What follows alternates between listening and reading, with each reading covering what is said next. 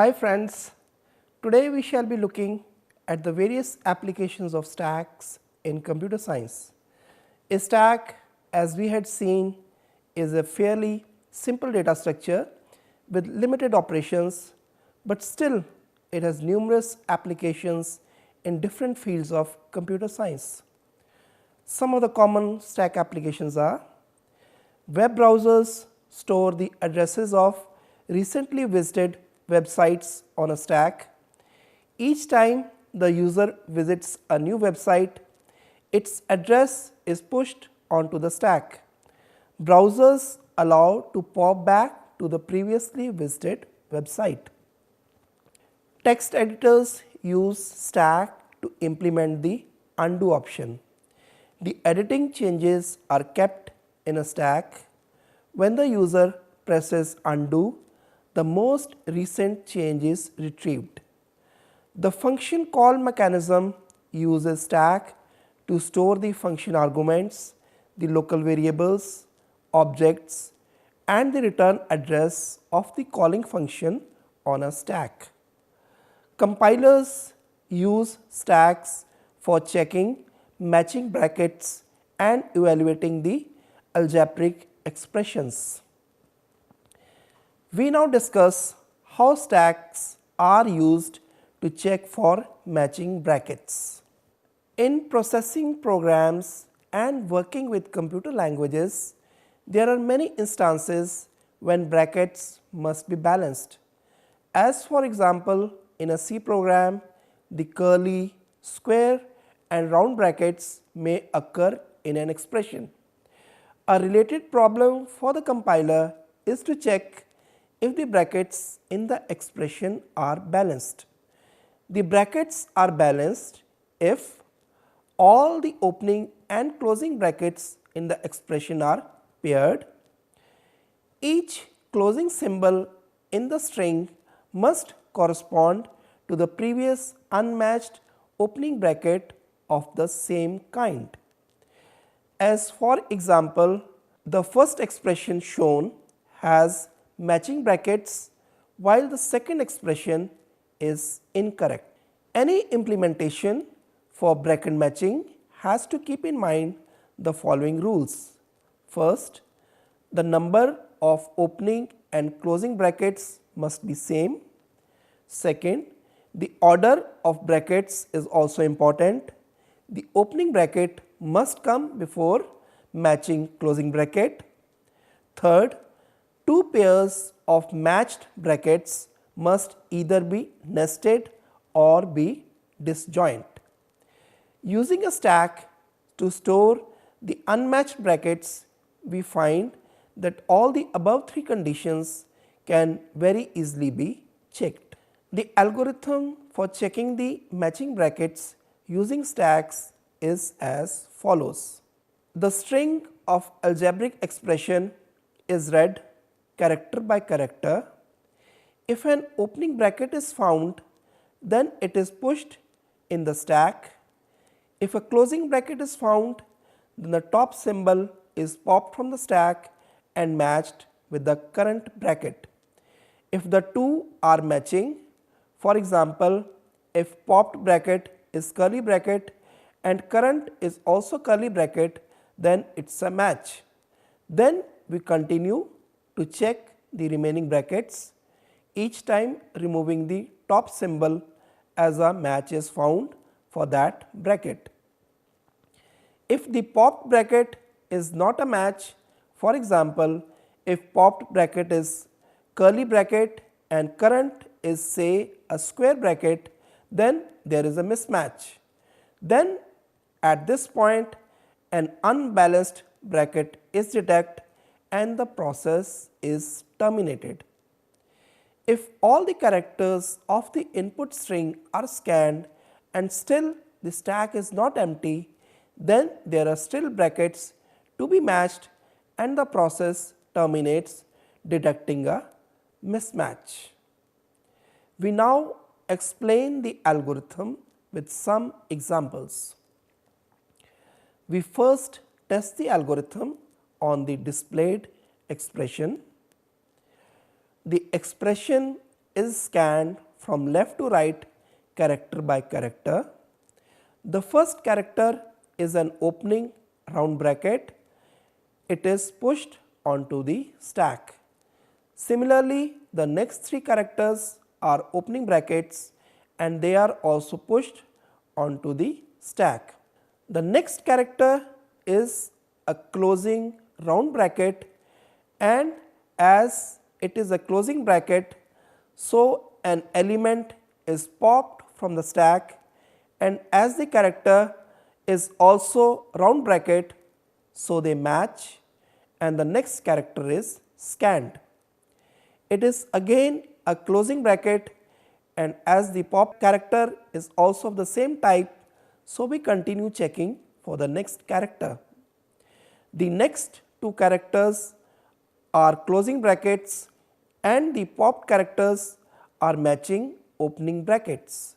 Finally, we reach the end of the string and the stack is checked to see if there is any unmatched bracket present. As the stack is empty, so the expression has valid matching brackets. Next, we try the algorithm on another expression. The first character is opening round bracket and it is pushed onto the stack. Similarly, the next character is opening square bracket and it is also pushed onto the stack. The next character is closing round bracket, but the popped character turns out to be opening square bracket. As the two characters do not match, so we conclude that the brackets do not match. Next, we see another very important application of stacks. But before coming to the application, we first have a look at the definitions of operand, operator and algebraic expression. An operand is the quantity or unit of data on which a mathematical operation is performed. Operand may be a variable like x, y, z, or a constant like 5, 4, 0, 9.7, -1, etc. An operator is a symbol which signifies a mathematical or logical operation between the operands. Example of familiar operators include plus, minus, multiplication, division, exponential, etc. An algebraic expression is a legal combination of operands and the operator. For example, in the algebraic expression 3 plus 5, the symbol plus is an addition operator which operates on the operands 3 and 5 to produce the result 8.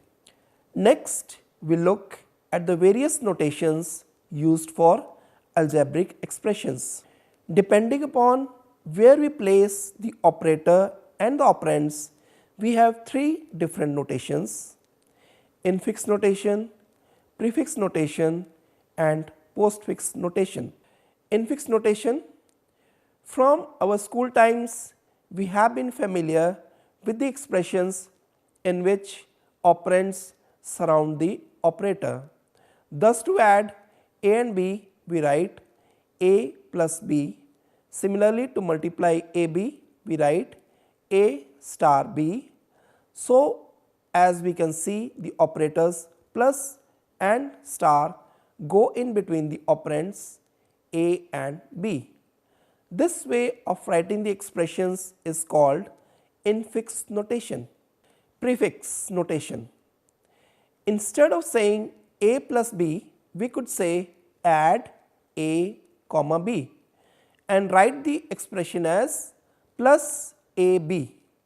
This notation, in which the operator comes before the operands, is known as prefix notation or Polish notation. Postfix notation.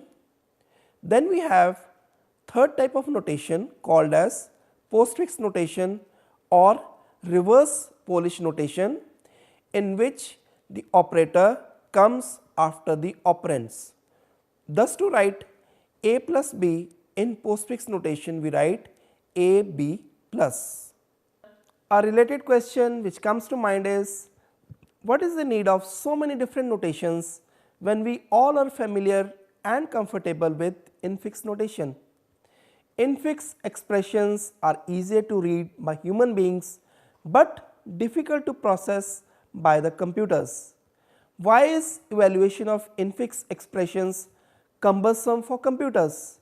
The reason is not far to seek. Infix notation needs extra information to make the order of evaluation of the operators clear. Rules have to be built into the language about operator precedence and associativity and brackets to allow users to override these rules. For example, the usual rules for associativity say that we perform operations from left to right. Similarly, the usual rules for precedence say that we perform multiplication and division before we perform addition and subtraction. So, one has to take care of all these rules while evaluating the infix expressions. As for example, consider the following expression. This expression will mean first add b and c together, then multiply the result by a, then divide by d to give the final answer.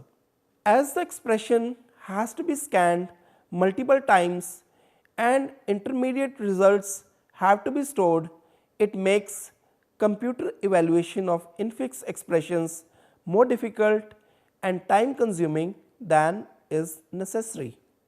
On the other hand, the advantage of prefix and postfix notations is that there is no need to group sub expressions in parentheses or to consider operator precedence, as the order of evaluation of operators is always left to right and they are very fast and easy to evaluate. Thus, for computer processing, prefix and postfix notations are more useful as compared to infix notation. In all the three notations, the operands occur in the same order and just the operators have to be moved to keep the meaning correct. This is particularly important for asymmetric operations like subtraction and division. For example, a minus b does not mean same as b minus a. The former is equivalent to ab minus and the latter to ba minus in postfix notation. Here we have a look at some of the examples where we see that for evaluating the infix notations, the order of evaluation depends on operator precedence and brackets, while for postfix and prefix notation, the order of evaluation depends only on the sequence in which the operators occur, and thus evaluation of postfix expression is faster. In the first example, to evaluate the expression, first multiply a by b, then divide c by d and add the results. In the second example, to evaluate the expression, first add b and c and multiply the sum by a and finally divide by d. In the third example, to evaluate the expression, first divide c by d and then add b and finally multiply by a. As we can see from above examples, prefix and postfix expressions never need precedence rules, association rules or brackets. They have simple grammar expressions, straightforward recognition and evaluation algorithms and are very easy to evaluate. Next we come to evaluating postfix expressions. As already seen, evaluating an infix expression with its complex rules by computers is a daunting task unless it is converted to postfix. Evaluating an expression in postfix is fairly easy while using stacks. The algorithm is as follows. Given a proper postfix expression, get the next token. If it is an operand, push it onto the stack. Else, if it is an operator, pop the stack for the right hand operand, then pop the stack for the left hand operand, and then apply the operator to the two operands, and finally push the result onto the stack. When the expression has been exhausted, the result is the top and the only element of the stack. We can see the working of the algorithm with an example. Consider a postfix expression 4, 5 plus 7, 2 minus star. We now start parsing the expression token wise. The first token is operand 4 and so it is pushed onto the stack. The next token is also an operand and it is also pushed onto the stack. The next token is operator symbol plus and so the top two elements 5 and 4 are popped out and added. The result 9 is then pushed back into the stack. The next token is number 7 and it is pushed into the stack. The next token is number 2 and it is also pushed into the stack. The next token is operator symbol minus and so the top two elements 2 and 7 are popped and 2 is subtracted from 7. The result 5 is then pushed back into the stack. The next token is operator symbol star and so the two elements 5 and 9 are popped and multiplied. The result 45 is then pushed back into the stack. We now reach the end of the expression and we pop the stack to get the evaluation result. With this, we now reach the end of today's lecture. Today we had seen two very important applications of stacks in checking for matching brackets and evaluation of postfix expressions. Postfix expressions do not have any precedence rules and brackets are never needed, which greatly simplifies their evaluation by computers. In our next lecture, we shall continue our talk on prefix, postfix and infix expressions and see how using stacks we can easily convert an expression in infix notation to prefix and postfix notations. Thank you.